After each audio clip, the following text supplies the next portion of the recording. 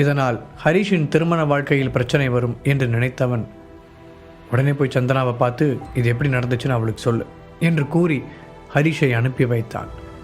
தனது கிளாஸில் இருந்து கிளம்பிய ஹரிஷ் நேராக சந்தனாவின் வகுப்பறைக்கு வந்தான். உள்ளே நுழைந்தவனின் கண்கள் அதிர்ச்சியில் விரிந்தது. அங்கு தயாளன் சந்தனாவின் கைகளை பிடித்து கொண்டு அவளிடம் வம்பு செய்து கொண்டிருக்க, என்னை விடுங்க சார், எதுக்காக இப்போ என்கிட்ட இப்படிலாம் பிஹேவ் பண்ணிட்டு இருக்கீங்க, ப்ளீஸ் என்னை விடுங்க என்று அவனிடமிருந்து விடுபட போராடி கொண்டிருந்தாள். அதை பார்த்ததும் கோபமான ஹரிஷ், என்ன நடக்குதுங்க என்று சந்தனாவின் கைகளை தயாளனிடமிருந்து பிரித்துவிட வேகமாக வந்து ஹரிஷை கட்டி கொண்ட சந்தனா, ஹரிஷ் நீ வந்துட்டியா, இங்கே என்ன நடந்துச்சு தெரியுமா, இந்த சார் என்கிட்ட என்று அவனை இறுக்கி அணைத்தவள் பயத்தில் வார்த்தை வராமல் தடுமாறினாள். தயாளன் அந்த இடத்தில் ஹரிஷை எதிர்பார்க்கவில்லை என்பது அவனது அதிர்ச்சியான முகத்திலேயே நன்றாக தெரிந்தது. மிஸ்டர் தயாளன், என்ன நினச்சிட்டு இருக்கீங்க நீங்கள்? எவ்வளோ தைரியம் இருந்தால் என் ஒய்ஃப் கிட்ட இந்த மாதிரிலாம் நடந்திருப்பீங்க, யார்கிட்ட இப்படிலாம் பண்ணீங்க என்று கேட்டுக்கொண்டே வந்தவன் தயாளன் நெஞ்சில் ஓங்கி ஒரு குத்து குத்த தயாளன் நிற்க முடியாமல் அப்படியே கீழே சரிந்து விழுந்தான். பிறகு எழுந்து நின்ற தயாளன், ஏன்னா அவன் மனசில் பெரிய ஹீரோ நினைப்பா, உனக்கு அவளுக்கும் கல்யாணம் ஆகியிருக்கா ஆகலையா அதெல்லாம் எனக்கு முக்கியமே இல்லை, எனக்கு அவள் வேணும், நான் என்ன வேணாலும் பண்ணுவேன் என்று சொல்ல, ஒரு டீச்சராக இருந்துட்டு இப்படி பேசுகிறதுக்கு வெக்கமா இல்லை? நீங்கள் செய்கிற வேலை என்ன, நடந்துக்கிற விதம் என்ன, உங்களுக்கே அருவருப்பா இல்லையா என்று ஹரிஷ் கேட்க சந்தனா ஹரிஷுக்கு பின்னால் சென்று நின்று கொண்டாள். என்ன நீ ஒரு ஸ்டூடெண்ட்டுங்கிறத மறந்துட்டு என்கிட்ட திமிராக பேசிக்கிட்டு இருக்க? இப்படிலாம் பேசினா என்ன நடக்கும்னு தெரியும் தானே? போன முறை நீ பண்ணதுக்கு உன்னை நான் சும்மா விட்டுருக்க மாட்டேன். கடைசி நிமிஷத்தில் அந்த லாவண்யா வந்ததுனால நீ என்கிட்டருந்து தப்பிச்சுக்கிட்ட. எல்லா முறையும் அதே மாதிரி ஈஸியாக என்கிட்டருந்து எஸ்கேப் ஆகலாம்னு நினச்சா அது நடக்கவே நடக்காது. கண்டிப்பாக நான் இந்த முறை உன்னை விட போகிறதில்ல. உனக்கு கொஞ்சமாவது பயம் இருந்தால் இங்கேருந்து ஓடி போய்டு. தேவையில்லாமல் உன் பொண்டாட்டி முன்னாடி ஹீரோ மாதிரி பண்ணுறான்னு பெரிய பிரச்சனையில் மாட்டிக்காத என்று அவனை எச்சரிக்கும் விதமாக கூற, போன முறை லாவண்யா மேம் வந்ததுனால தப்பிச்சது நான் இல்லை, நீ தான். விட்டுருந்தா அன்னைக்கே உன்னை அடித்து பீஸ் ஆக்கியிருப்பேன். அன்னைக்கு தப்பிச்சிட்ட. ஒழுங்கு மரியாதை இப்போவே ஓடி போனால் தப்பிச்சுக்கலாம். தேவையில்லாமல் என்கிட்ட நின்று இப்படி பேசிக்கிட்டு இருந்தா அப்புறம் என் கைதான் பேசும் என்று கைகளை முறுக்கி கொண்டே சொன்னவன் முகத்தில் அத்தனை கோபமும் ஆத்திரமும் தாண்டவமாடி கொண்டு இருந்தது. நீ ஒரு முட்டாள், நீ மற்றவங்க சொல்கிறாங்கன்னு இப்போ தான் புரியுது. நான் யார், என்னோடய வேலை என்னன்னு தெரிஞ்சும் என்கிட்ட இவ்வளோ பிரச்சனை பண்ணுறேன்னா உனக்கு இங்கே நல்ல முறையாக எல்லாத்தையும் கற்றுக்கிட்டு வெளியில் போகணுன்ற எண்ணம் சுத்தமாக இல்லைன்னு எனக்கு நல்லாவே தெரியுது என்று சட்டை காலரை மடித்து விட்டபடி சண்டைக்கு தயாரானார் தயாளன். இதே வார்த்தையை நானும் உனக்கு திரும்ப சொல்ல முடியும். உனக்கு உயிர் மேலே ஆசை இருக்கிற மாதிரி எனக்கு தெரியல. நீ பெரிய பிரச்சனையில் மாட்டியிருக்க, இதுக்கு நீ கண்டிப்பாக வருத்தப்படுவ என்று அவனும் சண்டைக்கு தயாரானான். வெளியில் ஒரு கூட்டமே கூடி நடக்கும் அனைத்தையும் வேடிக்கை பார்க்க ஆரம்பித்திருந்தனர். உங்களுக்கு தெரியுமா, சந்தனாவோட ஹஸ்பண்டு தயாளன் சார் கூட சண்டை போட போகிறாராமா என்று அனைத்து மூலை முடுக்குகளிலும் செய்தி பரவி இருக்க அனைவரும் வேடிக்கை பார்க்க அங்கு வந்து விட்டனர். ஏதோ பெரிய ரெஸ்லிங் மேட்ச் நடப்பது போலவும் இவர்கள் அனைவரும் அதற்கு பார்வையாளர்கள் போலவும் வெளியில் நின்று வேடிக்கை பார்த்து கொண்டிருக்க சந்தனா தான் நொந்து போனாள். இருவரும் சண்டையிட்டால் நிச்சயம் பிரச்சனை தன் கணவனுக்குத்தான் என்று அறிந்தவள் அவன் முன்னால் வந்து நின்று, கொஞ்ச நேரம் அமைதியாரு ஹரீஷ், இந்த பிரச்சனையை நம்ம வேற மாதிரி சமாளிக்கலாம் என்று சொன்னவள் திரும்பி நின்று தயாளனை பார்த்தாள். அவனை அடிக்க வேண்டும் என்று அவளுக்கு வெறி இருந்தாலும் இப்போது ஹரிஷுக்காக அனைத்தையும் பொறுத்து கொண்டுதான் ஆக வேண்டும் என்று நினைத்தவள், சார் ப்ளீஸ், பிரச்சனை இதோடு விட்டுறலாம், பெருசு பண்ணாதீங்க, அப்புறம் நீங்கள் தான் பின்னாடி வருத்தப்படுவீங்க என்று பிரச்சனையை முடிக்க பார்க்க, என்ன நினச்சிட்டு இருக்கீங்க நீங்கள் ரெண்டு பேரும் உங்கள் மனசில்? உன் ஹஸ்பண்ட் இங்கே வந்து எல்லாரும் முன்னாடியும் என்னை அடிச்சிருக்கான். நான் அடி வாங்கினதை இங்கே இருக்கிற எல்லாரும் வேடிக்கை பார்த்துருக்காங்க. என் மானம் மரியாதை எல்லாமே போச்சு. இந்த காலேஜை பொறுத்த வரைக்கும் இங்கே ஸ்டூடெண்ட் சண்டை போட்டுக்கவே கூடாது. அப்படி இருக்கும்போது உன் ஹஸ்பண்ட் ஒரு ஸ்டாஃபாக இருக்கிற என்கிட்ட பிரச்சனை பண்ணி என்னை அடிச்சிருக்கான். உன் புருஷனுக்கு பதில் சொல்லியே ஆகணும். நான் என்ன பண்ணுற மட்டும் பாரு என்ற தயாளன் தான் செய்தது தவறு என்று ஒரு நொடி கூட நினைக்கவே இல்லை என்பது அவனது பேச்சிலேயே நன்றாக தெரிந்தது. சந்தனா மீண்டும் ஏதோ சொல்ல வர அவளை அவர்களுக்கு நடுவில் இருந்து இழுத்து ஓரமாக நிற்க வைத்த ஹரிஷ், நான் ஒன்றும் யோசிக்காமல் உங்ககிட்ட சண்டைக்கு வரல தயாளன். உங்களுக்கு நிஜமாவே தைரியம் இருந்தால் என் கூட சண்டைக்கு வாங்க. நீங்கள் பெரிய ஆளா நான் பெரிய ஆளானா இப்போவே தெரிஞ்சுக்கலாம். நீங்கள் இங்கே இருக்கிறதுலே பெரிய மார்ஷல் ஆர்ட்ஸ் டீச்சராக இருக்கலாம், ஆனால் நான் சண்டைக்கு தயாராகிட்டேன், உங்களுக்கு பயம் இல்லைனா வாங்க என்று அவள் ஒரு பக்கம் கெஞ்சினாலும் இன்னொரு பக்கம் சண்டையை கைவிட ஹரீஷ் தயாராக இல்லை. ஹரீஷ் பேசுவதை பார்த்து அதிர்ச்சி அடைந்த சந்தனா, ஹரீஷ் நீ என்ன பண்ணிகிட்ருக்க? கொஞ்சம் அமைதியாரு, நான் தான் பேசிகிட்டு இருக்கேன்ல, ஏன் மறுபடியும் பிரச்சனை பெருசு பண்ணுறதுலையே குறியாக இருக்க? அவர் கூட சண்டை போட்டால் காலேஜ் ஸ்டாஃபை அடித்ததா சொல்லி உனக்கு தான் பிரச்சனையாகும். அப்படி இருக்கும்போது எதுக்காக இப்படிலாம் பண்ணிக்கிட்டு இருக்க என்று கேட்டவளுக்கு ஹரீஷ் நிச்சயம் ஜெயிக்க மாட்டான் என்று ஆழமான நம்பிக்கை இருந்தது. அதனால்தான் சண்டையை தடுக்கவே அவள் முயன்று கொண்டிருக்கிறாள். வெளியில் இருப்பவர்கள் கூட ஹரீஷ் பேசியதை பார்த்து சிரித்து கொண்டு தான் இருந்தனர். இந்த ஹரீஷுக்கு கொஞ்சம் கூட அறிவே இல்லை. இவனுக்கும் தயாளன் சாருக்கும் ஏணி இல்லை, ஏரோப்ளேன் வச்சா கூட எட்டாது. அவர் கூட போய் சண்டைக்கு நிற்கிறான். தேவையில்லாமல் போய் அடி வாங்கிக்கிட்டு எந்திரிக்கவே முடியாமல் வந்தால் தான் இவனுக்கு அறிவு வரும் என்று சத்தமாகவே சொல்லியிருக்க உள்ளே இருந்தவர்களுக்கும் நன்றாகவே அனைத்தும் கேட்டது. அவர்களை பொறுத்தவரை தயாளன் ஒரு அடி விட்டால் ஹரீஷ் அந்த இடத்திலேயே மயங்கி விடுவான் என்று நினைத்து கொண்டிருந்தார்கள். பிறகு கொலை வெறியுடன் ஹரீஷை பார்த்த தயாளன், அதான் எல்லாத்துக்கும் தயாராகிட்டல, வா சண்டை போட்டுக்கலாம், ஆனால் கிளாஸ் ரூமில் வச்சு சண்டை போட்டால் தேவையில்லாத பிரச்சனை வரும் என்று சொன்ன தயாளன், எங்கே எப்போ சண்டை வச்சுக்கலான்னு நீயே சொல்லு, நான் அங்கே வரேன் என்றும் கூறினான். அவர் கொடுத்த சவாலை ஏற்றுக்கொண்டவனாக கிரவுண்டில் மீட் பண்ணலாம், என்கிட்ட அடி வாங்க தயாராக இருங்க, என்ன சொன்னாலும் உங்களை நான் சும்மா விட போகிறதில்ல, நீங்கள் இது வரைக்கும் பண்ண எல்லாத்துக்கும் சேர்த்து வச்சு நான் பதில் சொல்லியே தீர்வேன், பயந்துக்கிட்டு வராமல் இருந்துடாதீங்க என்று அப்போது கூட ஹரீஷ் இன்னும் தயாளனின் கோபத்தை தூண்டும் விதமாகவே பேசியிருக்க, உன்னை கிரவுண்டில் வச்சு பார்த்துக்கிறேன்டா என்று சொன்ன தயாளன் அந்த இடத்திலிருந்து கிளம்பி இருந்தார். அவன் சென்ற பிறகு ஹரீஷிடம் வந்த சந்தனா, என்ன பண்ணிகிட்ருக்க ஹரீஷ், நீ சொன்னால் புரிஞ்சிக்கவே மாட்டியா? நம்ம இங்கே யாரையும் அடிக்கவும் சண்டை போடவும் வரல, நாம் இங்கே மருந்து தயாரிக்க படிச்சுக்கிட்டு இருக்கோம், பெரிய பெரிய சக்திகள் அடையிறது எப்படின்னு படிச்சுக்கிட்டு இருக்கோம். ஆனால் நீ அதை எல்லாத்தையும் விட்டுட்டு சண்டை போட தயாராகிட்டுருக்க. யாருக்காவது தெரிஞ்சால் பெரிய பிரச்சனை ஆகிடும். அதை விட தயாளன் சார் இங்கே எவ்வளோ பெரிய ஆள்னு உனக்கே தெரியும்.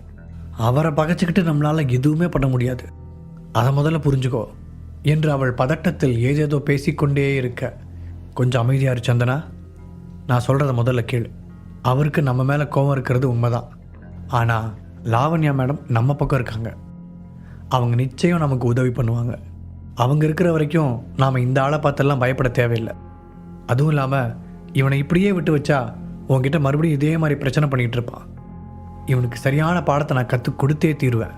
அதுக்காக தான் அவனை சண்டைக்கு வர சொல்லியிருக்கேன். நீ எதை பற்றியும் கவலைப்படாமல் தைரியமாக இரு என்று சொன்னவன் அவளை அங்கே இருக்க சொல்லிவிட்டு அங்கிருந்து கிளம்பி விட்டான். அவன் சென்ற பிறகு கூட சந்தனாவிற்கு என்ன செய்து நடக்கவிருக்கும் சண்டையை தடுப்பது என்பதில்தான் கவனம் ஓடிக்கொண்டே இருந்தது. திடீரென லாவண்யாவின் ஞாபகம் வர, கண்டிப்பாக லாவண்யா மேமால் மட்டும்தான் எனக்கு இந்த விஷயத்தில் உதவி பண்ண முடியும், உடனே அவங்க கிட்ட போய் பேசணும் என்று நினைத்து கொண்டு வேகமாக ஆசிரியர்கள் இருக்கும் இடத்தை நோக்கி கிளம்பினாள். இன்னொரு பக்கம் தயாளன் மற்றும் ஹரீஷ் இருவரும் சண்டையிடப் போகிறார்கள் எனும் செய்தி எல்லா இடங்களிலும் பரவ ஆரம்பித்தது. அனைவரும் ஹரீஷ் குறிப்பிட்டிருந்த அந்த கிரவுண்டுக்கு வந்து சேர்ந்திருந்தனர். அதில் 99% ஹரீஷ் தான் தோக்கப் போகிறான் என்று முடிவு செய்துதான் அங்கே வந்திருந்தனர். காரணம் தயாளனின் பலம் அப்படி. இருந்தும் சிலர், பாவம் இந்த ஹரீஷ் ஏதேதோ பேச போய் கடைசியில் இவ்வளோ பெரிய பிரச்சனையில் மாட்டிக்கிட்டான், கடவுள் தான் அவனை காப்பாற்றணும், தயாளன் சார் கூட சண்டை போட்டு அவன் உயிருக்கு எந்த ஆபத்தும் வந்துடக்கூடாது என்று அவனுக்காக பரிதாபப்பட்டு கொண்டனர். சிறிது நேரத்திலேயே சண்டையிடும் இடத்தில் ஹரீஷ் மற்றும் தயாளன் இருவரும் நின்று கொண்டிருக்க, அப்போது கூட அவனை திமிராக பார்த்த தயாளன், இங்கே பாரு ஹரீஷ், நீ ஒரு ஸ்டூடெண்ட், உன்கிட்ட சண்டை போட்டு ஜெயிக்கிறது எனக்கு ஒன்றும் பெரிய விஷயம் கிடையாது, ஆனால் நீ என் கூட சண்டை போடுறதே உனக்கு பெரிய பெருமை. இருந்தாலும் உனக்கு நான் கடைசியாக ஒரு வாய்ப்பு தரேன், இப்போ கூட இங்கேருந்து தப்பிச்சு போக உனக்கு சான்ஸ் இருக்குது, என் காலில் விழுந்து மன்னிப்பு கேட்டுட்டு இங்கேருந்து ஓடி போயிடு என்று ஹரீஷுக்கு இறுதியாக ஒரு வாய்ப்பை வழங்க அதை கேட்டு சிரித்தவன், நான் எதுக்கு பயந்து போய் ஓடணும், உங்களுக்கு என்ன பார்த்தா பயமாக இருக்கா என்று அப்போது கூட நக்கலாக கேட்க அவனை முறைத்து பார்த்தான் தயாளன்.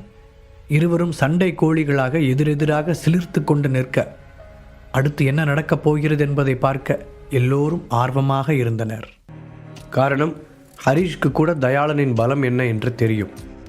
அதனால் சண்டை ஆரம்பிக்கும் கடைசி நிமிடத்தில் எப்படியும் ஹரிஷ் பின்வாங்கி விடுவான் என்று அனைவரும் நினைத்திருந்தனர். ஆனால் அவனும் கைகளையெல்லாம் முறுக்கிக் கொண்டு சண்டைக்கு தயாராக இருந்தான். உனக்கு நான் கடைசியாக கொடுத்த ஒரே வாய்ப்பையும் நீ இழந்துட்ட. இனிமேல் உன்னை என்கிட்டருந்து காப்பாற்றவே முடியாது என்று சொல்லிக்கொண்டு தயாளன் ஹரிஷை நோக்கி வர, ஹரிஷும் தயாளனை அடிப்பதற்காக அவனை நோக்கிச் சென்றான். இது ஒரு மல்யுத்தம் போல ஒருவர் கையை இன்னொருவர் பிடித்து கொண்டு சண்டையிட ஆரம்பிக்க போட்டி தீவிரமடைந்தது. அனைவரும் கரகோஷம் எழுப்பி கத்திக் கொண்டிருந்தாலும் ஹரிஷுக்கு ஏதேனும் ஆகிவிடுமா என்ற பயமும் பலருக்கு இருந்தது. இவனுக்கு என்ன பைத்தியம் பிடிச்சிருக்கா? அவர் எவ்வளோ பெரிய ஆள், அவர் கூட போய் சண்டை போட்டுட்ருக்கான் என்று தங்களுக்குள் பேசிக்கொண்டு இருக்கும் பொழுது தயாளன் ஹரிஷை அலேக்காக தூக்கி கீழே போட்டான். மொத்தமாக கீழே விழுந்ததில் ஹரிஷுக்கு வலி ஏற்பட்டது. அப்போது என்ன நடக்குதுங்க, நிறுத்துங்க என்று திடீரென ஒரு குரல் கேட்க அனைவரும் குரல் வந்த திசையில் திரும்பி பார்த்தனர். அங்கு லாவண்யா தான் வேகமாய் நடந்து வந்து கொண்டிருந்தாள். அவளுக்கு பின்னால் சந்தனாவும் பயந்து கொண்டே ஓடி வந்தாள். லாவண்யாவை பார்த்த தயாளன் அப்படியே நின்றுவிட, மிஸ்டர் தயாளன், நீங்கள் இந்த காலேஜில் ஒரு டீச்சருங்கிறத மறந்துட்டு ஸ்டூடெண்ட் கூட சண்டை போட்டுட்ருக்கீங்க. என்ன நடக்குதுங்க? எதுக்காக இப்படிலாம் பண்ணிக்கிட்டு இருக்கீங்க என்று அவள் கோபமாக இருக்க சந்தனாவின் பார்வை ஹரிஷை நோக்கி சென்றது. இங்கே பாருங்க லாவண்யா மேடம், நான் ஒன்றும் அவங்ககிட்ட வழியே போய் பிரச்சனை பண்ணலை. அவன் தான் என்னை தேடி வந்து என்கிட்ட பிரச்சனை பண்ணி என்னை அடித்து சண்டைக்கு கூப்பிட்ருக்கான். ஸ்டூடெண்ட்டாக இருக்கணும்னா டிசிப்ளின் ரொம்ப முக்கியம். அது 1% கூட இவங்கிட்ட இல்லை. ஒரு டீச்சராக அதை கொண்டு வர வேண்டிய பொறுப்பு எனக்கும் இருக்குது. அவனுக்கு எந்த வழியில் சொன்னால் புரியுமோ அந்த வழியில் சொல்லி கொடுத்துட்ருக்க. நீங்கள் இதில் தலையிட்டு தடுக்க நினைக்காதீங்க என்று தயாளன் தன்னுடைய செயலுக்கு விளக்கம் சொல்ல, இங்கே பாருங்கள் சார், அவன் என்ன வேணாலும் பண்ணியிருக்கட்டும். ஆனால் அவன் என்ன பண்ணியிருந்தாலும் அவன் ஒரு ஸ்டூடெண்ட், நீங்கள் ஒரு ஸ்டாஃப். இதில் எந்த மாற்றமும் இல்லை. இப்படி இத்தனை பேர் இருக்கிற இடத்துல ஒரு ஸ்டூடெண்ட் கூட சண்டை போடுறீங்களே, இது என்ன மாதிரியான விளைவுகளை கொண்டு வரும்னு உங்களுக்கு தெரியும் தானே? உங்ககிட்ட இருந்து நான் இப்படி ஒரு மோசமான விஷயத்தை எதிர்பார்க்கவே இல்லை என்று லாவண்யா கடுமையாக எச்சரித்தாள். இதெல்லாம் நார்மல் ஸ்டூடெண்ட்டுக்கு, டீச்சர்னால் மரியாதை கொடுக்குற ஒரு சாதாரண ஸ்டூடெண்ட்டுக்கு நீங்கள் சொல்கிற எல்லா விதிமுறைகளும் பொருந்தும். இவனுக்கு டீச்சருக்கு எப்படி மரியாதை கொடுக்கணும்னு கூட தெரியல. இவனுக்கு நீங்கள் சொல்கிற மாதிரியான வழியெல்லாம் சரி வராது. அடிக்கடி உதைன்னு சொல்லி கொடுத்தாதான் இவனுக்கெல்லாம் புத்தி வரும் என்று சொன்ன தயாளனுக்கு இவ்வளவு தூரம் வந்த வாய்ப்பை விட்டு ஹரிஷை தப்பிக்க விடுவதில் சிறிதும் விருப்பமில்லை. எப்படியும் இன்று அவனை அடித்தே தீர வேண்டும் என்று தீர்க்கமாக முடிவெடுத்து விட்டான். இன்னொரு பக்கம் அதற்கு மேல் ஹரிஷ் கீழே விழுந்து கிடப்பதை பார்த்து கொண்டு அமைதியாக நிற்க முடியாத சந்தனா, ஹரிஷ் உனக்கு ஒன்றும் இல்லையே, இப்போ எப்படி இருக்கு என்று அவனது அருகில் ஓடினாள். மெதுவாக எழுந்து அமர்ந்த ஹரிஷ், நீ எதுக்காக இங்கே வந்த? எல்லா பிரச்சனையும் நான் பார்த்துக்கிறேன்னு சொன்னல, நீ கிளம்பி வீட்டுக்கு போ, நான் எல்லாத்தையும் முடிச்சுட்டு வீட்டுக்கு வந்துடுவேன். நீ தேவையில்லாமல் இங்கே நின்று பேசிகிட்டு இருக்காத என்று சொல்லி அப்போது கூட அவளை அனுப்பி வைத்துவிட்டு மீண்டும் சண்டையை தொடரத்தான் அவனும் விரும்பினான். பாரேன், லாவண்யா மேடம் வந்து அவனை காப்பாற்ற முயற்சி பண்ணிக்கிட்டு இருக்காங்க. இவன் அதை கூட புரிஞ்சுக்காம மறுபடியும் சண்டை போடணும்னு சொல்கிறான். இதெல்லாம் யார் உதவி பண்ணாலும் அது வேஸ்ட்டு தான் என்று கூட்டத்திற்குள்ளிருந்து பலரும் பேச ஹரிஷ் மற்றும் அனைவருக்கும் இவை அனைத்தும் கேட்டது. லாவண்யா மீண்டும் தயாளனிடம், இப்போ முடிவாக என்ன தான் சொல்ல வரீங்க? பிரச்சனையை முடிப்பீங்களா இல்லை இப்படியே பண்ண போகிறீங்களா என்று கேட்டாள்.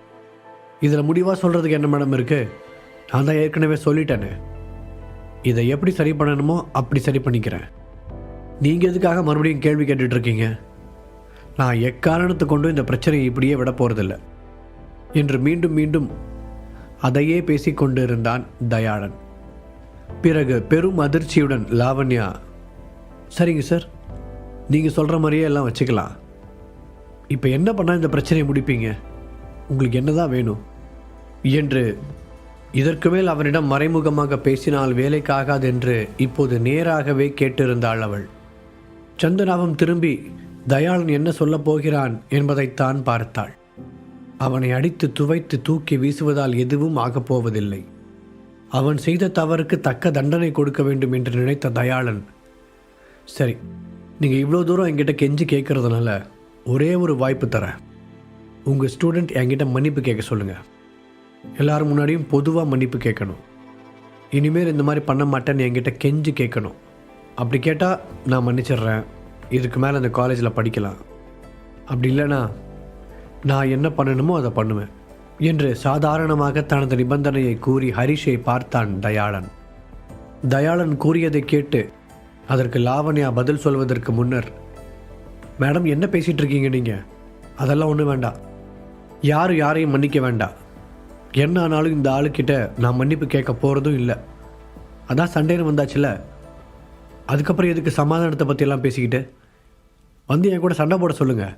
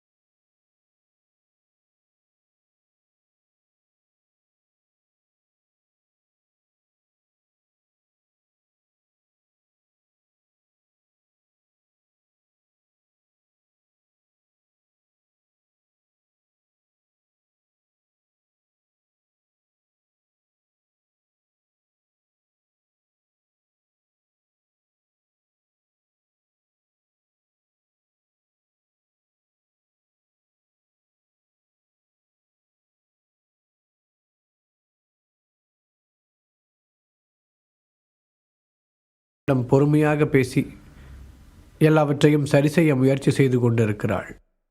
ஆனால் அவன் செஞ்சதுக்கு நான் கேட்கறது ரொம்ப கம்மி, இதையே ரொம்ப அதிகம்னு சொல்கிறீங்க. எனக்கு ஒன்று இது அதிகமாக தெரியல. நான் சொல்கிற மாதிரி பண்ணால் இந்த பிரச்சனையை பெருசு பண்ணாமல் நான் விட்டு கொடுப்பேன், இல்லைனா இங்கே நடக்க போகிற சண்டையை யாராலும் தடுக்க முடியாது என்று தயாளன் இதுவே தனது இறுதி முடிவு என்பது போல கூறி அமைதியாக நின்று கொண்டான். இன்னொரு பக்கம் எழுந்து நின்ற ஹரிஷ், இங்கே பாருங்கள் மிஸ்டர் தயாளன், உங்களுக்கு என் கூட சண்டை போட நிஜமாகவே தைரியம் இருந்தால் ஒழுங்காக சண்டைக்கு வாங்க. இல்லை பயமாக இருக்குன்னா ஒழுங்காக இங்கேருந்து ஓடி போயிடுங்க. அதை விட்டுட்டு தேவையில்லாமல் மாறி மாறி பேசி டைம் வேஸ்ட் பண்ண வேண்டாம் என்று கூறி ஹரிஷுக்கு நேரத்தை கடத்துவதில் சிறிதும் விருப்பமில்லை. சண்டை என்றால் இப்போதே ஆரம்பிக்க வேண்டும் என்ற மனநிலையில் இருந்தான் அவன். பார்த்தீங்களா எப்படி திமிரா பேசுகிறான்னு? ஆனால் இவனுக்காக என்கிட்ட சப்போர்ட் பேசுகிறீங்களா? இந்த உலகத்திலேயே அடி வாங்கிறதுக்கு ஒருத்தன் இவ்வளோ ஆர்வமாக இருப்பான்னா அது ஹரிஷ் மட்டும்தான். இன்றைக்கி அடிக்கிற அடியில் இதுக்கப்புறம் வாழ்க்கையில் யார்கிட்டையும் இந்த மாதிரி இவன் பிரச்சனையே பண்ணக்கூடாது என்று கோபத்தில் கனல் கக்கும் விழிகளோடு சொன்னவன் தானும் சண்டையிட வேண்டும் என்ற மனநிலைக்கு வந்து விட்டான். வெளியிலிருந்து வேடிக்கை பார்ப்பவர்களுக்கு அப்போதுதான் ஏதோ மகிழ்ச்சியாக இருந்தது. எங்கே பேசி பேசி சண்டை நடக்காமல் போய்விடுமோ என்று வருத்தமாக இருந்தனர். ஆனால் இப்போது எப்படியும் சண்டை நடக்கப் போகிறது என்பதால் மகிழ்ச்சி அடைந்தவர்கள் ஆர்வமாக வேடிக்கை பார்க்க ஆரம்பித்தனர். மீண்டும் நடுவில் வந்து நின்ற தயாளன் சந்தனாவை பார்த்து, அதான் சண்டை நடக்க ஆரம்பிக்க போகுதுன்னு தெரிஞ்சிருச்சுல, அப்புறத்துக்காக இன்னும் நீ நடுவில் நின்றுட்டுருக்க, ஓரமாக போய் நில்லு, உன் புருஷன் அடி வாங்கிறத வேடிக்கை பாரு என்று திமிராக கூறினான் தயாளன். ஹரிஷ் சந்தனாவை ஒரு பார்வை பார்த்துவிட்டு, நீ போய் மேடம் கூட நில்லு, இங்கே நிற்க வேண்டாம் என்று சொல்லி அவளை அங்கிருந்து அனுப்பினான். சந்தனா பயந்து கொண்டே இருவரையும் மாறி மாறி பார்த்தபடி கீழே இறங்கினாள். அதெல்லாம் பேசி முடிச்சாச்சு, வாங்க சண்டை ஆரம்பிக்கலாம் என்று ஹரிஷ் சண்டைக்கு தயாராக, இதுக்கப்புறம் நீ வாழ்க்கையில் யார் கூடயும் சண்டையே போட மாட்டேன், உனக்கு அப்படி ஒரு பாடத்தை சொல்லிக் கொடுக்க போகிற என்று தயாளனும் நடுவில் வந்து நின்றான். பின் மீண்டும் சண்டை ஆரம்பிக்க தயாளன் ஓங்கி ஹரிஷின் கழுத்தில் ஒரு குத்து குத்தினான். வேடிக்கை பார்த்து கொண்டிருந்த சந்தனாவால் அதை பார்க்க முடியவில்லை. சட்டென கண்களை மூடி வேறு பக்கம் திரும்பிக் கொண்டாள். அங்கிருந்த அனைவருமே ஹரிஷ் அடி வாங்கியதை பார்த்து ஒரு நொடி அதிர்ந்து விட்டனர். அடி கழுத்தில் அல்லவா விழுந்தது, அதனால்தான். ஆனால் பூஜா மட்டும் முகத்தில் எந்த உணர்ச்சியும் இல்லாமல் சாதாரணமாக அவனை பார்த்து கொண்டிருந்தாள். இந்த அடியெல்லாம் அவனை எதுவும் செய்யாதென்று அவள் நன்றாகவே அறிந்திருந்தாள். ஹரிஷ் சும்மா விளையாட்டுக்கு இப்படிலாம் பண்ணிகிட்டு இருக்கான், அவன் தயாளன் சாரை பார்த்து பயப்படவும் இல்லை, அவரோட அடி அவனை எதுவும் செய்ய போகிறதும் இல்லை என்று ஹரிஷின் திறமையை பற்றி நன்றாக அறிந்தவளுக்கு அவனை பற்றிய பயம் எதுவும் வரவே இல்லை. அனைத்திற்கும் மேல் அவன் முகத்தை உற்று பார்த்தவள் அவன் இதழ்களில் சிரிப்பு தவழ்வதை கவனித்து புரியாமல் விழித்தாள்.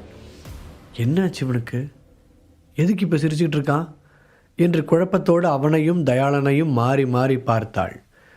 மீண்டும் ஒரு முறை ஹரிஷை அடிப்பதற்காக தயாளன் கைகளை ஓங்கிக் கொண்டு வர நூல் இழையில் அந்த அடி தன் மீது படாமல் தப்பித்திருந்தான். அதீத பலம் கொடுத்து அடிக்க முன்வந்து அடிக்க முடியாமல் நிலை தடுமாறிய தயாளன் கீழே விழுந்து விட்டான். பின்னால் நகர்ந்து நின்ற ஹரிஷ் அவனை பார்த்து நக்கலாக சிரித்து கொண்டு நிற்க மொத்த கூட்டமும் அமைதியாகி நடப்பது புரியாமல் நின்றனர். தயாளன் சார் அவனை அடிக்காமல் எப்படி டார்கெட்டை மிஸ் பண்ணாரு, என்ன நடக்குதுங்க, ஹரிஷ் எப்படி அவர்கிட்ட இருந்து தப்பிச்சான் என்று தங்களுக்குள் மாறி மாறி பேசிக்கொண்டனர். தயாளனுக்கு கூட தன்னுடைய அடி அவன் மீது படாமல் போனதில் பெரும் ஆச்சரியம். எப்படி அங்கிட்டிருந்து தப்பிச்சான் என்று புரியாமல் பார்க்க அவனோ சிரித்து கொண்டே, 1000 தான் இருந்தாலும் நீங்கள் என்னோடய டீச்சராக போயிட்டீங்க, அதனால் உங்களை 2 அடி அடிக்க விட்டா மனசில் என்ன பெரிய இவர் நினைப்பா, என்னை அடிக்க முடியும்னு நினச்சிட்டிங்களோ என்று நக்கலாக கேட்டு சிரித்தான் ஹரிஷ்.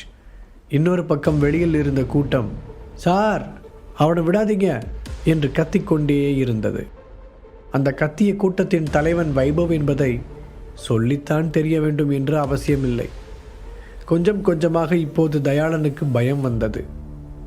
நிச்சயமாக ஹரிஷிடமிருந்து இப்படி ஒரு அணுகுமுறையை அவன் எதிர்பார்க்கவில்லை. தன்னை அனைவர் முன்னிலையிலும் வென்று விடுவானோ என்று உள்ளுக்குள் பயந்தான் தயாளன். பிறகு எழுந்து நின்றவன் மீண்டும் ஹரிஷை அடிக்க தன்னால் முடிந்தவரை முயற்சி செய்தான். ஆனால் அவனால் எதுவுமே செய்ய முடியவில்லை. ஒவ்வொரு முறை ஹரிஷை நெருங்கும் பொழுதும் நூல் இழையில் தப்பித்து தப்பித்து தயாளனை கீழே விழ வைத்தான் ஹரிஷ். இதுக்கு மேலே இவங்கிட்ட தோற்று போனால் இங்கே இருக்கிற எல்லாரும் முன்னாடியும் மான மரியாதைலாம் போயிடும், இவனை சும்மா விடக்கூடாது என்று மனதிற்குள் திட்டம் போட்ட தயாளன் இதற்கு மேல் நேர்வழியெல்லாம் வேண்டாம் என்று ஏமாற்றி ஜெயிக்க வேண்டும் என முடிவு செய்து விட்டான். அதனால் யாரும் கவனிக்காத கன நேரத்தில் கீழே விழுந்து கிடந்தவன் கால்களை மட்டும் உயர்த்தி ஹரிஷ் தலையில் ஒரு உதை விட்டான். ஹரிஷ் மட்டுமல்லாது அங்கிருந்த யாருமே அதை எதிர்பார்க்கவில்லை. எப்படியும் அவனை திருப்பி அடிக்கவில்லை என்றாலும் தன் மீது அடிபடாமல் அவன் தப்பித்துக் கொள்வான் என்று இவ்வளவு நேரம் சற்று நிம்மதியாக இருந்த சந்தனா அவன் அடி வாங்கியதில் ஹரீஷ் என்று சத்தமாக கத்தியிருந்தாள். தயாளன் இந்த முறையில் அவனை ஜெயித்து விடலாம் என்று மிகவும் மகிழ்ச்சியாக இருந்தான். எனவே ஹரிஷ் அசந்த நேரம் தயாளன் அவன் தலையில் உதைத்திருக்க அனைவரும் ஹரிஷ் மயங்கியே விடுவான் என்றுதான் நினைத்திருந்தனர். ஆனால் தலையை சிறிதாக ஒதுக்கி கொண்டு சாதாரணமாக நின்றிருந்தான் ஹரிஷ். என்ன சார், தோற்று போயிடுவான்னு பயம் வந்துருச்சு போல, ஏமாத்தியாவது ஜெயிக்கிறோன்னு முடிவு பண்ணிட்டீங்களா என்று அவன் திமிராக கேட்க, ஆமாடா, ஏமாத்தியாவது உன்னை ஜெயிச்சே தீர்வேன், உன்னை இப்போ என்ன பண்ணுற பாரு என்று தன்னுடைய பின்னாடி பாக்கெட்டில் வைத்திருந்த கத்தியை எடுத்து ஹரிஷை குத்த வந்தான். ஆனால் ஹரிஷின் சட்டையை தாண்டி அந்த கத்தி உள்ளே செல்லவில்லை. அனைவரும் தயாளன் கத்தி எடுத்ததை பார்த்து அதிர்ச்சி அடைந்திருந்தாலும், ஐயோ சார் ஹரிஷை கத்தியால் குத்த போறாரு என்று பயப்படவும் செய்தனர். ஆனால் அந்த கத்தி ஹரிஷை தாக்கவில்லை என்பது பெரும் ஆச்சரியம். மீண்டும் மீண்டும் தயாளன் கத்தியால் ஹரிஷை தாக்க முற்பட காற்றில் கத்தி அங்கும் இங்கும் சுழலும் சத்தம் அனைவருக்குமே கேட்டது. ஆனால் ஒரு முறை கூட அந்த கத்தி ஹரிஷை காயப்படுத்தவில்லை. அழகாய் அதிலிருந்து தப்பித்து கொண்டே இருந்தான். கத்தி அவன் மீது பட்ட பொழுதும் அவன் சட்டையை தாண்டி உள்ளே செல்லவே இல்லை. அவன் பெரிய கேடைய மாதிரி எதையோ உன்னை உள்ளே வச்சு சட்டையை போட்டிருக்கான்னு நினைக்கிறேன், அதனால தான் அவனுக்கு எதுவுமே ஆகாமல் ஈஸியாக தப்பிச்சுக்கிட்டு இருக்கான் என்று கூட்டத்தில் இருந்தவர்கள் சலசலத்து கொண்டு இருக்க தயாளன் சோர்ந்து போய் தலையை கவிழ்த்தபடியே ஹரிஷை பார்த்தான். உங்களுக்கு நான் நிறைய வாய்ப்பு கொடுத்துட்டேன், இதுக்கு மேலே என்னால் கொடுக்க முடியாது என்று சொன்ன ஹரிஷ் சுழன்று வந்து ஒரு உதை விட்டிருந்தான் தயாளனின் நெஞ்சில். தயாளன் 2 அடிகள் பறந்து சென்று கீழே விழுந்து விட்டான். அந்த இடம் முழுவதும் பெரும் நிசப்தம். யாருமே ஹரிஷ் தயாளனை இப்படி அடிப்பான் என்று எதிர்பார்க்கவில்லை போல. தயாளன் கீழே விழுந்து கிடக்க மீண்டும் அவனிடம் சென்றான் ஹரிஷ். இங்கே பாரு ஹரிஷ், நீ என்னை ஏற்கனவே அடிச்சிட்ட, ஒழுங்கா விட்டுரு என்று. இங்கே அவன் மீண்டும் தன்னை அடித்தால் அது பெரிய அவமானமாக போய்விடுமோ என்று பயந்தவன் ஹரிஷை தடுக்க முயன்றான். ஆனால் ஹரிஷ், என்ன சார் சண்டை போட்டே ஆகணும்னு துடிச்சிங்க, இப்போ பயந்தா என்ன பண்ணுறது, வாங்க என்று கீழே விழுந்து கிடக்கும் அவனிடம் சண்டையிடச் சொல்ல, ஹரிஷ் நான் மறுபடியும் சொல்ல மாட்டேன், நான் உன்னோட டீச்சர், அதை ஞாபகத்தில் வச்சுக்கோ என்று பின்னால் நகர்ந்து கொண்டே சொல்ல, டீச்சருக்கு சில பாடங்கள் தெரியலன்னா ஸ்டூடெண்ட் கூட சொல்லிக் கொடுக்கலான்னு ஒரு விஷயம் இருக்குது, அதைத்தான் இப்போ நான் பண்ண போகிறேன் என்று சொல்லிக்கொண்டே முன்னேறினான் ஹரிஷ். தயாளனும், யாராவது காப்பாற்றுங்க, இந்த ஹரிஷ் என்னை அடிக்க வரா, எல்லாரும் வேடிக்கை பார்த்துட்டு இருக்கீங்க, வாங்க வந்து என்னை காப்பாற்றுங்க என்று கத்த ஆரம்பித்திருந்தான். என்னதான் இருவருக்கும் உள்ளான சண்டை என்றாலும் தயாளன் ஒரு ஆசிரியர். அப்படி இருக்கும் பொழுது அவனை ஹரிஷ் அடிப்பது அங்கிருக்கும் யாருக்கும் பிடிக்கவில்லையா, இல்லை அவனை அடித்தால் ஹரிஷ் பெரிய ஆளாகி விடுவான் என்று பயந்தார்களோ? வேகமாக ஹரிஷை தடுப்பதற்காக கூட்டத்தில் இருந்து பலர் உள்ளே வந்தனர். சந்தனா நடப்பது புரியாமல் ஹரிஷை எப்படி காப்பது என்று யோசித்து கொண்டிருந்தாள். ஹரிஷ் தயாளன் நெஞ்சின் மீது காலை வைத்து கொண்டு நிற்க, என்னடா உனக்கு அவ்வளோ திமிரா? முழு கதையையும் கேட்டு மகிழ பாக்கெட் FM ஆப்பை டவுன்லோட் செய்யுங்கள். லிங்க் டிஸ்கிரிப்ஷனில் கொடுக்கப்பட்டுள்ளது.